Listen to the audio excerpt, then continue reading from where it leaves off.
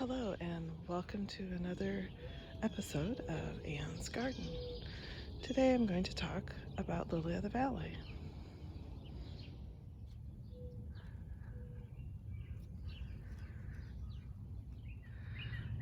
Some consider the Lily of the Valley as a weed, and it's true, they do run quickly and aggressively.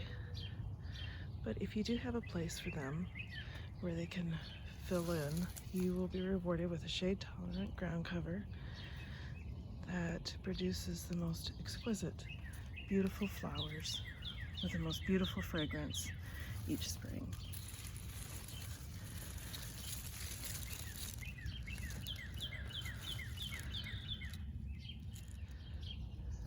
These flowers practically beg to be brought inside so that you can enjoy their wonderful fragrance.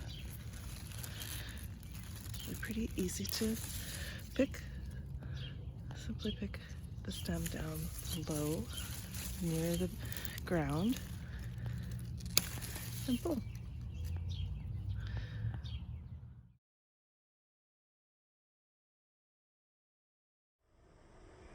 Here are 8 tips to help you navigate springtime plant shopping. Number 1, buy local. The Quad Cities has several lovely nurseries and greenhouses in the area. Also, shop the farmers market. Many vendors will have plants in containers. 2, if possible, avoid the weekends. And unless you're taking your mom, avoid the few days before Mother's Day. The places are crazy then. Number 3, dress appropriately. Nurseries are wet and humid, so don't bring your nicest frock. Go practical. Number 4, bring a list. Then, when you're overwhelmed by all the choice, you can focus on what you need. Number 5, go when the weather is good, bad, or threatening. That will weed out all of the casual gardeners and thin the crowd. Number 6, know your plants. Do a little research ahead of time so you'll have an idea of what will do well in sunny or shady conditions. Number 7, check your plants before you purchase. Look for sturdy growth with good color. Check that all of the plants in a 4-pack or 6-pack are strong. It's easy for those little packs to dry out quickly or for one to get missed when watered. Number 8, most of all, have fun. Check out the tags on interesting plants even if you don't buy it, and leave some room on that list for something new to you. Growing plants is the best and most fun way to learn more about them.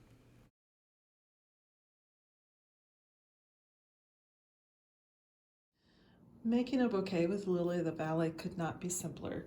You simply cut the stems to the same length, put them in a vase, and add fresh water. I like to use small vases like this so that I can spread them in different places throughout the house. This, in fact, is a jam jar, and I admit to having picked that jam because I thought this would make an especially pretty vase. This kind of vase is real common, and this shape is real common. This one's probably 99 cents at any craft store in their floral department. It's common, but the reason for that is it works really well. This narrower area keeps the stems upright, but there's room up here for the flowers to really expand. And this is a glass yogurt jar I brought back from France, without the yogurt in it, I assure you. Many flowers have stories or symbolism attached to them. In France, the lily of the valley is a symbol of good wishes. May 1st is a federal holiday in France, and many business offices and other businesses are closed.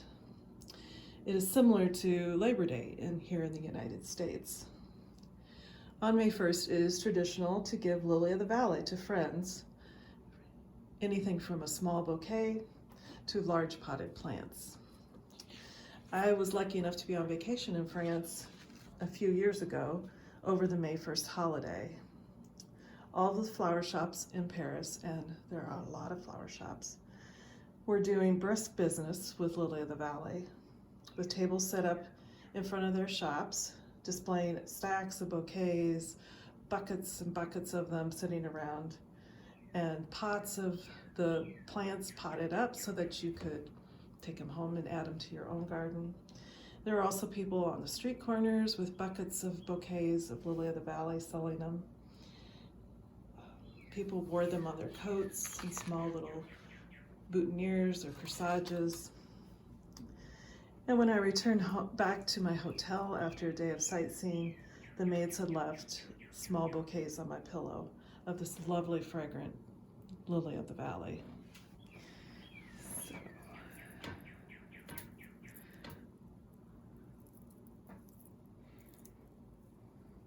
So I'm just going to line up the lower bells so they're about even. These lower bells are blooming, are open and blooming, but they're not at the top so much, but they will continue to open and spread their fragrance. I trim these off so they're about the same. Add them.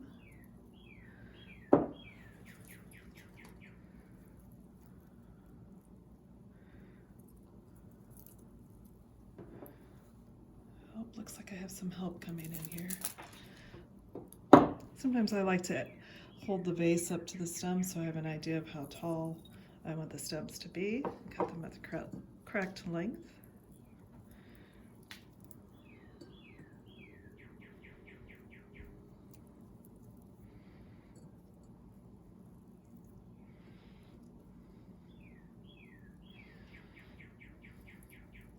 You can buy plants, they're called pips. They're the small, it's not a bulb, but a small rhizome, very small. And that's what the plant grows from. You can buy them, but you probably know someone that has some that they don't want. In fact, that's how I got most of mine. Friends that just didn't want so many, and I wanted lots because I like them, I love them. So let me hold this up here. Of course, you can make your bouquets much larger. They generally have long stems, so you can make some pretty tall bouquets. Pull off this here.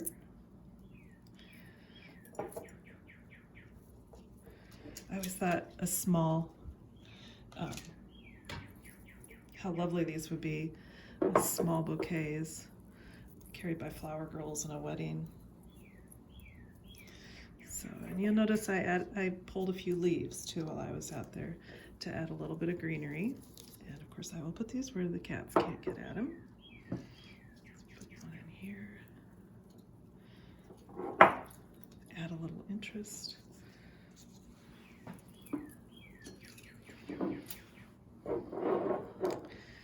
There you go.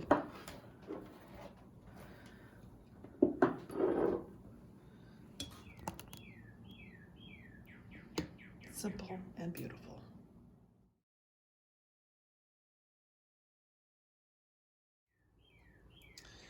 Before we finish today, I'd like to highlight 3 new gardening books that have come into the library that you can reserve now. The first one is called Small Garden Style.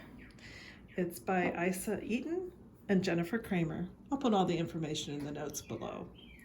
This is probably a pretty practical book for most of us, have what is probably considered a pretty small garden.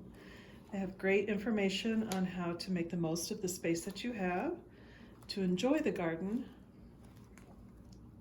to live outside in the garden, how to pick plants that will complement and not overwhelm your small garden. Lots of great ideas. Another one is Mastering the Art of Flower Gardening by Mattus. As you probably can tell, I like flowers and I plant a lot of flowers. This one follows the seasons, starting with your spring perennials and going throughout the year, giving you good snapshots of different flowers and brief information on how to grow them. Lots of great photos too. There's some tips on taking care of your garden too. And look, there's Lily of the Valley. That's what a Lily of the Valley pip looks like, and you can see why they spread so much. They have quite strong root systems.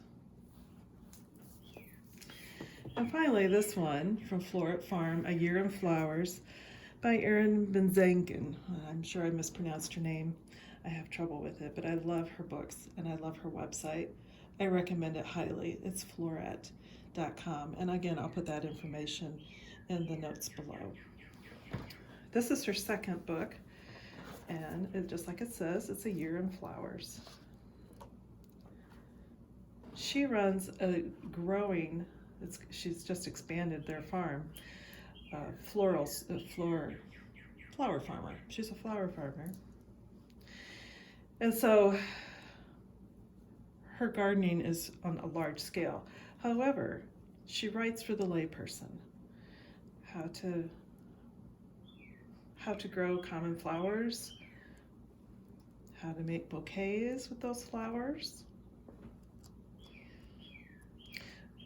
She recommends varieties. Look at that hand-tied bouquet, beautiful. And she goes by season also. The photography in this book is spectacular. Her garden is really, and her popularity has really taken off in the last few years.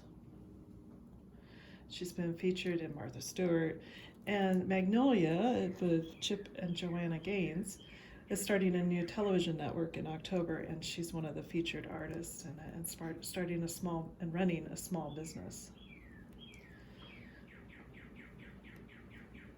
She's also on Instagram and posts stories about growing these flowers on large scale, and it's fascinating.